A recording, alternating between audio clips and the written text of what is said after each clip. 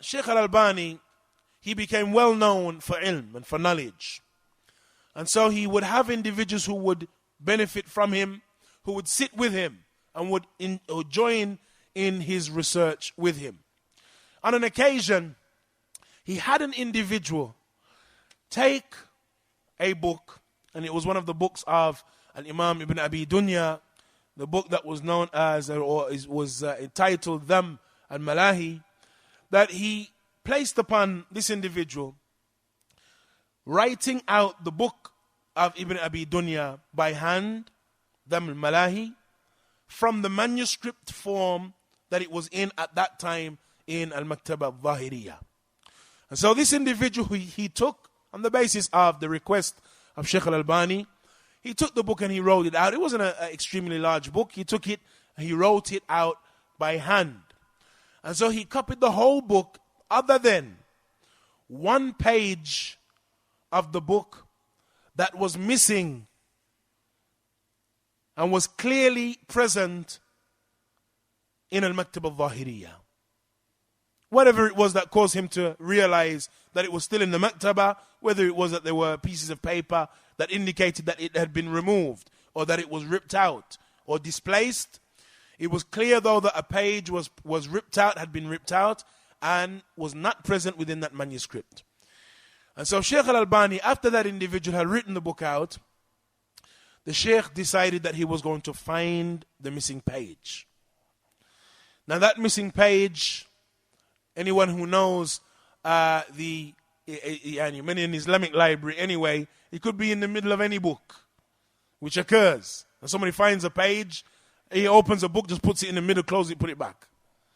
And so Sheikh Nasir, being acquainted with the library and being acquainted with the fact that this was what people did, he decided that he was going to go through every book in Al-Maktaba al-Zahiriyah.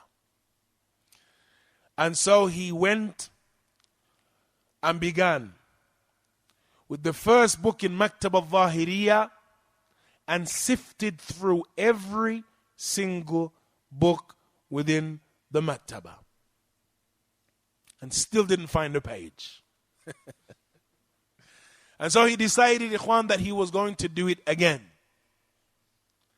And so he sifted through every book in Maktaba al-Zahiriyah a second time. And still didn't find a page.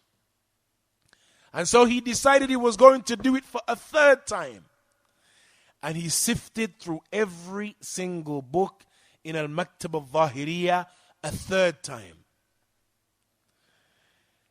During that search, the Shaykh came across much benefit.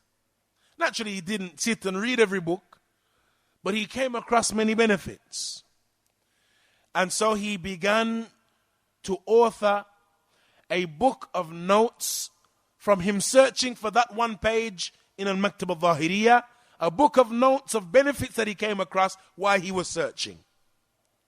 And so Shaykh Nasir, he mentions about himself that I ended up with 40 volumes of benefits, notes, a hadith here, a benefit there, an issue here, a benefit there. He ended up with 40 volumes. Each volume he mentioning having 400 pages. 40 volumes. All of them just notes that he had going through Al-Maktaba al-Zahiriyah. So it may be, Ikhwan, that something may occur.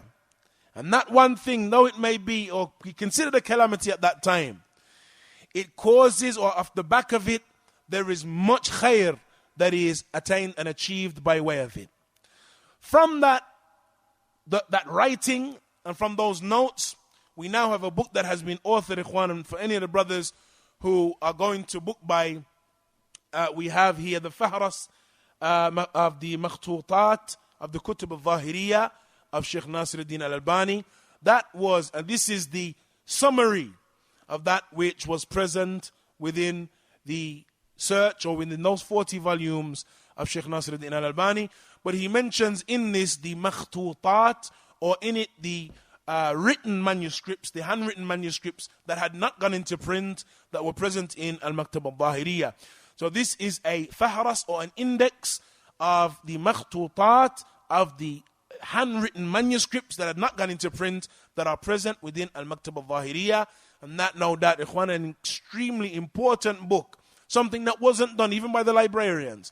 Something that wasn't done until Shaykh Nasiruddin Al-Albani had carried out that which he carried out on that occasion.